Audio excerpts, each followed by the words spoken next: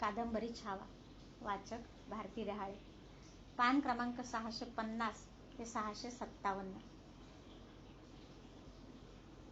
नेमक्या याच दिवशी शाही सवारीच्या सजल्या हत्तीवर अंबारीत बसून झडती शाजणे, नौबती, डंक्यांच्या उसळत्या गजरात प्रचंड फौज पाठीशी घेऊन औरंगजेब बऱ्हाणपूरच्या वेशीत प्रवेशत होता. त्याची घारी नजर हौद्यातूनच बऱ्हाणपुराभोवतीची तटबंदी नीट उठली आहे की नाही याचा तलाश घेत होती. खैरात मिळालेले फकीर, मुल्ला, मौलवी त्याला हात उठवून तोंडभर दुवा देत होते. पालीहून रायगडी आलेले महाराज गडाच्या दक्षिण बाजूला असलेल्या दारू कोठारासमोर मांडलेली तोफांची भांडी निरखीत निळोजीपंतांना म्हणाले, फरांसिसांच्या वकिलानं दिला शब्द पाळला पेशवे? जी, आताशीचा बारदानाही त्यांनी पावता केला आहे. निळोपंतांनी अधिकचा तपशील दिला. पन्हाळ्यावर भेटलेला फ्रेंच वकील लेफेबेरने आपल्या दरबारी शिफारस करून तोफा व दारुगोळा रायगडी पाठविण्याची व्यवस्था केली होती. मुहूर्त बघून या भांड्यांचं पूजन करून घ्या पंत. कसल्या तरी विचारात गडलेल्या महाराजांनी घोड्याचे थोपटावे तसे गाड्यावरच्या एका तोफेचे पाटवान थोपटले. दारू कोठाराची बंदिस्ती नजरेखाली घालून ते निळोपंत, जोत्याजी केसरकर, येसाजी कंक यांच्यासह बाले किल्ल्याकडे निघाले. निळोपंतांनी एक महत्वाचा निरोप त्यांच्या कानी घातला. कर्नाटकातून हर्जीराजांचा हरकार आला आहे. प्रांताच्या कारभारासाठी हर्जींना पावलोपावली रघुनाथपंत हणमंतांना सल्ला विचारण्याचा प्रसंग येतो. हणमंते कोठी बंद असल्यानं निळोपंत अर्ध्यावरच थांबले. छत्रपती रुकले. त्याने विचारले, काय उपाय आहे यावर हर्जींचा पंत? लगबगीने पेशव्यांनी हर्जींचा बेत छत्रपतींच्या समोर ठेवला. ते म्हणतात, हणमंत्यांकडील दप्तरी कागदपत्र ते सर्व जप्तीनं हस्तगत करण्याचा हुकूम व्हावा. महाराज विचारात पडले. रघुनाथ पंतांचा कर्नाटकाचा कारभार चोख होता. फक्त कटाच्या घालमेलीच्या वेळी त्यांनी काही धडसोडी दाखविली होती. तसे केल्याने नतीजा काय पावतो एवढे कळण्या एवढी शिक्षा त्यांना झालीही होती. निर्णय देत महाराज म्हणाले, पंत, हर्जीराजांना कळवा. रघुनाथ पंतास मुक्त करून कर्नाटकाच्या मुजमुची अखत्यारी त्यासच पुन्हा सुपूर्द करावी. कागदपत्र बोलतात ते त्यांच्या कलमबाज धन्याच्या इशारतीवर. ते तसेच बोलते करून चालवावे. माणसे चुकतात, पण दुरुस्त करून घेणाऱ्यानं चुकून नाही चालत. अपेक्षा नसलेला निर्णय ऐकून निळोपंतांनी नेटके असलेले उपरणे पुन्हा नीट करीत रुकार भरला. जी. कंक काका, हंबीरराव केव्हाचे फिरतात वऱ्हाडातून माघारी? आम्ही वाट बघतोय त्यांची. रामराजांच्या लग्नाच्या विचाराने छत्रपतींनी येसाजींचा माग घेतला. जी, परतीच्या वाट्यावर हाईत सरलस कर. 4-8 दिवसात गड चढावत ते. झडते मुजरे स्वीकारीत महाराज खासेवाड्याच्या सदरेला आले की ते खंडोजी, प्रल्हादपंत, खंडेराव पानसंबळ आणि बांदल मावळातून आलेला दिपाई बांदल या बाईचा नातू शंकराजी अशा आसामी होत्या. शंकराजी खास वजेने छत्रपतींना भेटण्यासाठीच आला होता. तो कमरेत लवून बैठकीवर बसलेला साहेब स्वारींना म्हणाला, सरकार, आमच्या आजीला थोरल्या धन्याने दिलेली मौजे परेरची देणगी काही लाभत नाही. चोळी लुगड्याची देण आहे ती. पाणी सोडावं का आम्ही त्याच्यावर?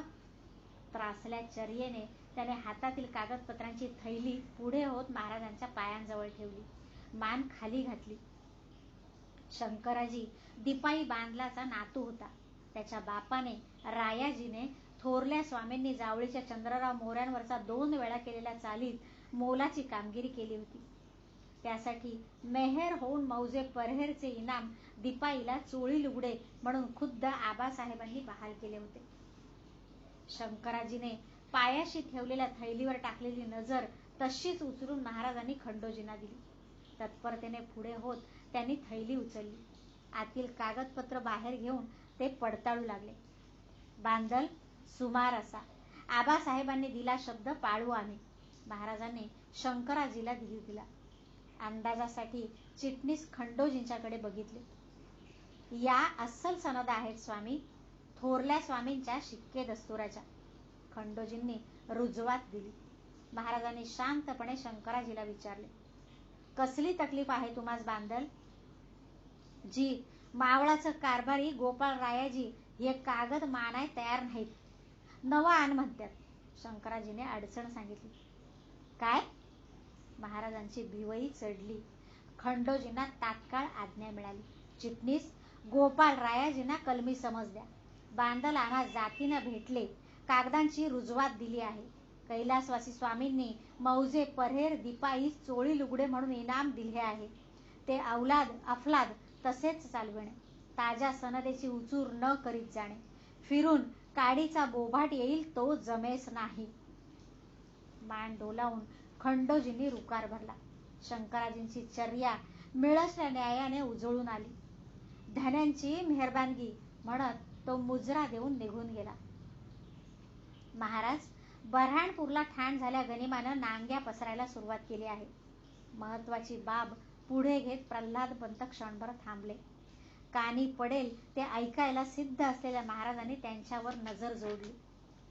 14,000 स्वारांच्या दिमतीनं बऱ्हाणपुराहून कूच झालेला हसन अली खान तळ कोकणचा रोख धरून मजलांनी येतो आहे. संगती त्याचा मजला हुसेन आहे. सांगितल्या चालीवर महाराजांच्या ऐकण्यासाठी प्रल्हाद पंत थांबले. विचारात गडलेले स्वामी बघून दुसरी वार्ता बोलावी की नको या विचारात ते पडले. बोला प्रल्हाद पंत, आम्ही सारे समजून आहोत. नाशिक पट्ट्यात शाबदी खान मुल्हेरला पोचला आहे. मुल्हेरच्या किल्लेदार देवीसिंहाचा जोर घेऊन तो आमच्या साल्हेरीला भिडला आहे. आमचे रूपाजी त्याला हुलकावण्यात देत हररोज त्याच्यावर छापे घालताय. बोलता बोलता महाराज बैठकीवरून उठले. शून्यात पक्की रोवल्यागत दिसणारी त्यांची नजर जसे समोरचे साल्हेर मुल्हेरच बघत असल्यासारखी दिसू लागली. येसाजी, निळोपंत, पानसंबळ, आवजी, प्रल्हाद पंत सारे जण त्यांच्या या आगळ्या मुद्रेकडे बघतच राहिले. क्षणार्धात त्या मुद्रेवरच्या शोधक डोळ्यातले भाव पालटले. मान डुलवीत स्वतःशीच बोलल्यासारखे महाराज बोलले. औरंग याहून पसरत्या नांग्यांनी येणार हे हेरून आहोत आम्ही पंत.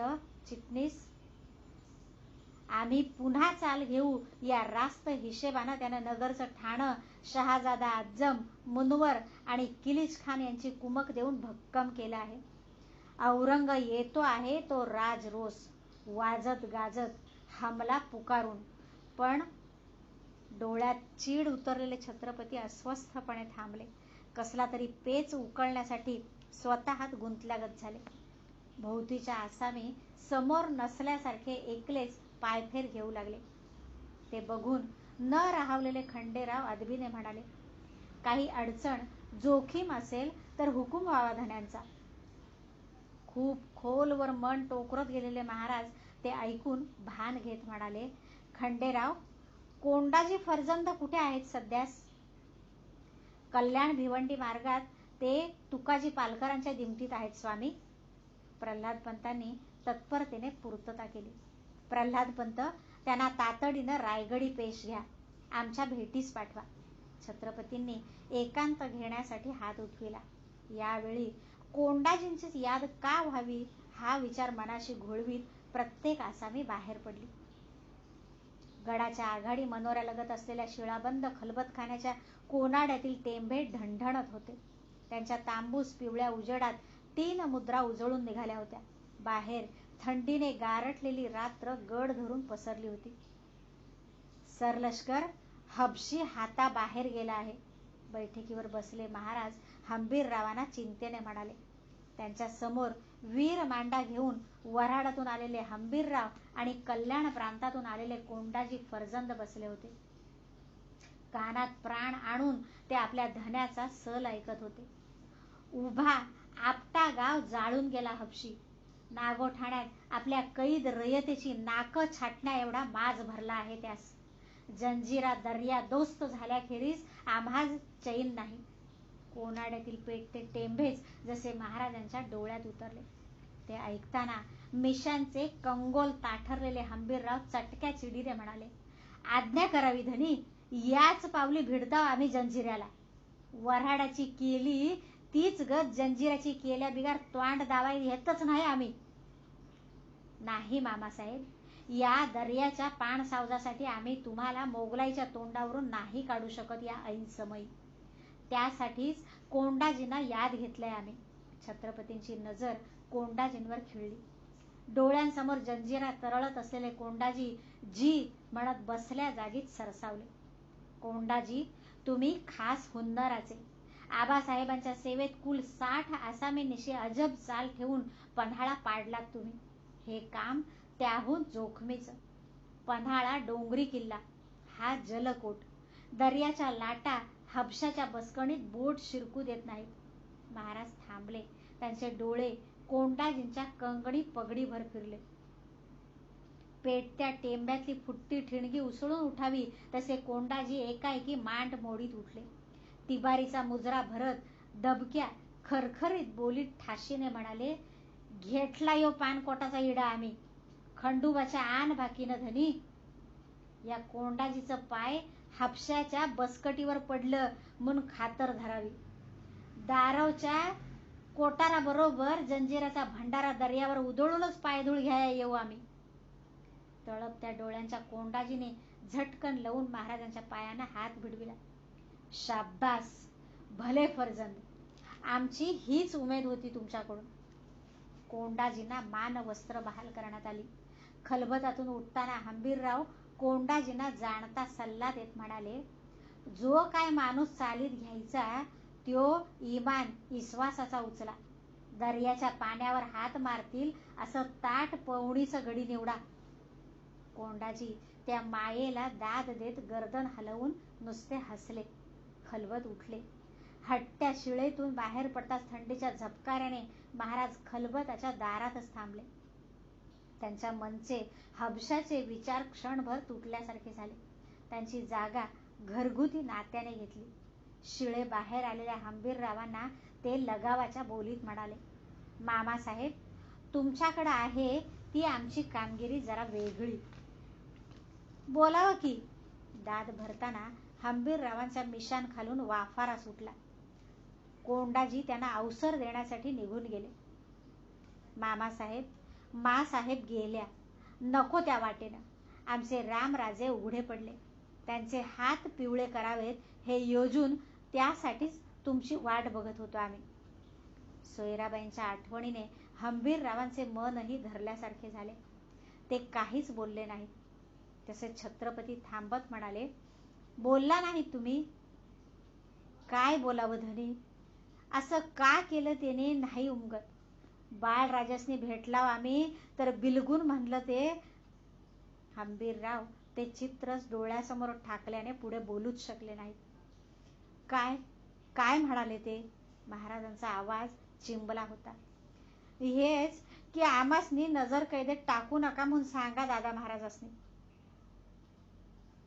बऱ्हाणपूर वऱ्हाड मारणाऱ्या निधड्या हंबीररावांच्या गळ्याची घाटी दाटून आली.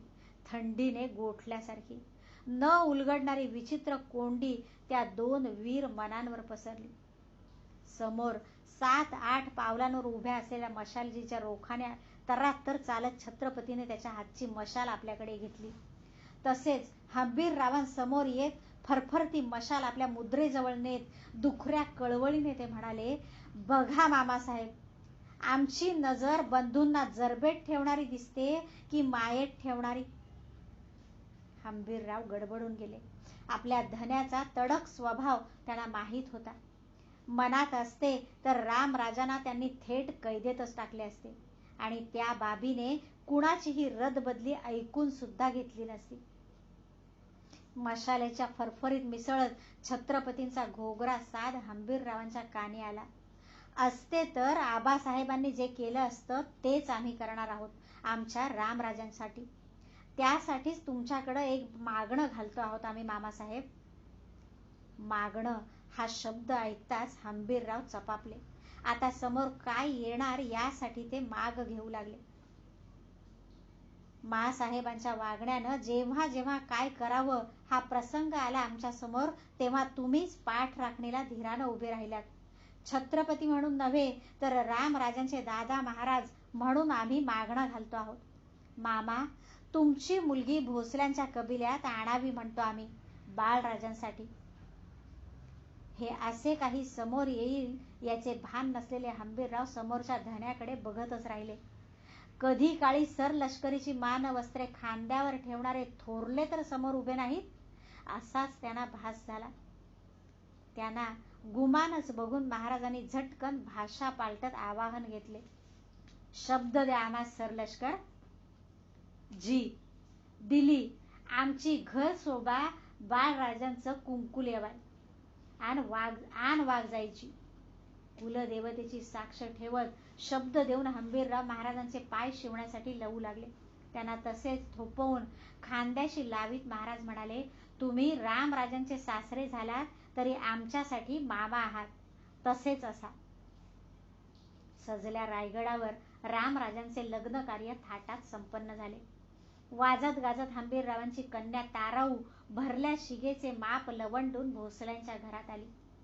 नव्या वधूचे नाव जरी सीताबाई ठेवण्यात आले तरी सर्वजण तिला माहेरच्या नावाने ताराऊ म्हणू लागले. या शुभ कार्याची सांगता झाली नाही तोच महाराज वाट बघत होते ती खबर रायगडावर पोहोचली. जंजिरा भागात टेहळ घेत फिरणारा विश्वास मुसेखोरेकर छत्रपतींना रुजू होत जोहार देऊन म्हणाला, कोंडाजी फर्जन हापशाच्या जलकोटात घुसलं महाराज. संगट 50 बिया आहेत. लई कसबाच्या चालीनं राज रोज भिडल्यात कोंडाजीची माणसं जंजिऱ्याला. थेट चाकरीच धरली आहे त्यांनी हापशाची. कुणी पाचरूट म्हणून, कुणी वडकी दुरुस्त करणारं सुतार म्हणून, कुणी चुन्याच्या घाण्या फिरवणारं घाणारी म्हणून जंजिऱ्यावर पाऊल ठेवलंय. ते ऐकताना चर्येवर समाधान पसरलेले छत्रपती पुटपुटले. आमच्या ताराऊंचा गोमटा पायगुण आहे हा. जोहार देत विश्वास रामोशी निघून गेला. जंजिऱ्याबाबत निर्धास्त झालेल्या छत्रपतींनी काही बेताने पेशवे निळोपंतांना याद घेतले. पंत, आमच्या कबिल्याची गड उतारीची व्यवस्था तुम्ही जातीनिशी बघा. गंगोलीला जायचं म्हणतात त्या. समोर पेश झाल्या पेशव्यांना महाराज म्हणाले, बाळंतपणासाठी गंगोलीच्या निवांत वाड्यावर जाण्याचे येसूबाईंच्या मनाने घेतले होते. खरे तर निवांतपणापेक्षा त्यांना माहेरच्या शृंगारपूरची भावेश्वरी जवळपास येणार हा दिलासा यात होता. कारण खुद्द शृंगारपुरी जाणे त्यांना शक्यच नव्हते. जी म्हणत निळोपंतांनी छत्रपतींच्या आज्ञेला दुजोरा दिला. काही बोलण्यासाठी निळोपंत खोळंबलेत हे ताडलेले महाराज त्यांना चाल देण्यासाठी म्हणाले, बोला काय आहे. महाराज, नगरहून शहाजादा अज्जमनं हसन खानास सैन्यबंदीनं धाडला आहे. आपण घाटबंदी केल्याचं हेरून कोकणवर येण्याचा बेत पालटून हसन खान सासवड खोरीकडे सरकला आहे. आपल्या पुरंदर तर्फेच्या मनसबदार शेख इब्राहिमशी बोलणी लावून त्याला फितव्यानं फोडण्याचा प्रयत्न चालला आहे खानाचा. महाराज अस्वस्थ झाले तरीही शांतपणे म्हणाले, पंत, इब्राहिम भोवती आपले विश्वासाचे खबरगीर पेरा. जी, पुण्याजवळचा पेठ शिवापूरचा कसबाही बहादूर खानानं लुटला आहे स्वामी. निळोपंतांनी दुसरी कटू बाबही महाराजांच्या कानी घातली. ठीक आहे पेशवे, पुण्याच्या सरसुभा दामाजी रघुनाथांना तातडीनं हरकारा द्या. गनिम जोरावारीनं टापण खाली घेणार आहे प्रांत पुणे. त्यास अहोरात्र फिरते राहण्यास लिहा. 2 मोगली कुंकांचा मेळ पडणार नाही याची खबरदारी घेण्याची समज द्या. जी, निळोपंतांना आपल्या स्वामींचे थंडे शांत निर्णय घोटाळ्यात टाकीत होते. स्वामी, फिरंगी विजरई ताव्हेरानं कोळवलवर कोट बांधून पुरा केला. थोरल्या स्वामींची या कोळवलवर फार नजर होती. महाराज विचारात गेले. फिरंग्यांचा नवा विजरई आपली कर्तबगारी लिस्बनला आपल्या बड्या दरबाराला रुजू करण्यासाठी उचल घेणार हे साफ झाले होते. पंत, आपल्या कारवार तर्फेच्या सुभेदारास असेल त्या कुमकेनिशी अंजदीव बेटावर चाल घेण्यास हुकूम द्या. अंजदीव दस्त झाले पाहिजे. फिरंगी त्यावरही डोळा ठेवून आहे हे कळवा त्यास. पंतांच्या ध्यानीमनी नसलेला कोलदांडा छत्रपतींनी फिरंग्यांविरुद्ध खोलला. त्याने समाधान पावलेल्या निळोपंतांनी टोपीकरांची एक बाब पुढे घेतली. मुंबईचे टोपीकर एका वजेनं नाराज झालेत स्वामी. कोण वजेनं? नागोठाण्यात गैरअमल करणाऱ्या हपशांना मदत करता असा आरोप ठेवून आपल्या सुंदरजी बाजींनी गोऱ्यांची 2 गलबत नागोठाण्याच्या बंदरात अडकवून ठेवली आहेत. त्यासाठी टोपीकर घायकूत करतायत. निळोपंत, एका समयास चहूबाजूंचा गनिम पेटता ठेवणे लागीचे नाही. सुंदरजींना कळवा, जरब देऊन टोपीकरांची गलबत खुली करणे. जी, कुतुबशाही दरबारकडून एक नजराणा आला आहे स्वामी, 4 लाख पगोड्यांच्या तबकाचा. महाराज हसून निळोपंतांना म्हणाले, तो नजराणा नाही पंत, ती मदत आहे. आम्ही आलमगीराविरुद्ध खडे टाकावे यासाठी आलेली. आमच्या अभिषेक समयीही एवढी रक्कम नव्हती आली कुतुबशाहीकडून. पाहुण्याच्या काठीनं साप मारणं हे तर राजकारण आहे. शहाला पोच देऊन कळवा, दिला दोस्ताना पावला. समयास आम्हाला माणूस बळ लागेल. दख्खन पैशानं नव्हे तर माणूस मेळानं राखणं आहे. 4 दिवस उलटले. मुहूर्ताच्या ठरल्या दिवशी भल्या पहाटे कुणबिणींच्या तांड्यात सरंजामाने जाऊन येसूबाई गडदेवी शिरकाईची ओटी भरून आल्या. गंगोलीला जाणारे पडदाबंद मेणे 7 महाला समोरच्या हम चौकात हत्यारबंद धारकऱ्यांच्या घेरात सिद्ध झाले होते. सकवारबाईंची पायधूळ घेऊन येसूबाई रामराजे व ताराऊ यांच्यासह आपल्या स्वारींच्या दर्शनासाठी बैठकी दालनात आल्या. त्यांच्या संगती आता पार थकलेली, डुईवरची केसावळ साफ चुनेरंगी झालेली, भोसले कुळीची सावली म्हणूनच जिंदगी जगलेली धाराऊ होती. रूपा नावाची एक खास कुणबीणही होती. येसूबाईंना बघताच महाराज 5 पावली पुढे झाले. हाती नेसूचा पदरशेव भरून सुवर्ण कंकणांचा किणकिणाट उठवीत महाराणींनी आपल्या कुंकू बेळाला तिवार नमस्कार केला. मुजरा करू बघणाऱ्या रामराजांना जवळ घेत समोरच्या खालगर्दनी येसूबाईंशी कसे बोलावे याचा छत्रपती मनाशी मेळ घालू लागले. त्यांना एवढेच म्हणायचे होते, तब्येतीस सांभाळून असा. पण येसूबाईच म्हणाल्या, येऊ आम्ही, स्वारीनं तब्येतीस सांभाळून असावं. जी, कधी नव्हे तो अदब रिवाजी बोल महाराजांच्या तोंडून सुटला आणि ते बोलून गेले, आम्ही येतो आहोत मनोऱ्या पावेतो पाय सोबतीला. विचारांच्या घालमेलीत राहिलेला नमस्कार धाराऊला द्यावा म्हणून तिच्या पायाला हात लावण्यासाठी महाराज झुकले. त्यांच्या टोपावर हात ठेवीत म्हातारी म्हणाली, असू दे र माझ्या लेकरा, तुझ्या पोटाला थोरलंच येणार आहेत. ते ऐकताना कानशिले रसरसलेल्या येसूबाई पाठमोरे होत बाहेरही पडल्या. शिबंदीने वेढलेले मेणे पालखी दरवाजाने आघाडी मनोराजवळ आले. क्षणभर थांबले आणि गड उतरण्यासाठी चालू लागले. छत्रपतींच्या मनात विचार उठला, आता एकल्या जात आहात, याल तेव्हा. क्रमशः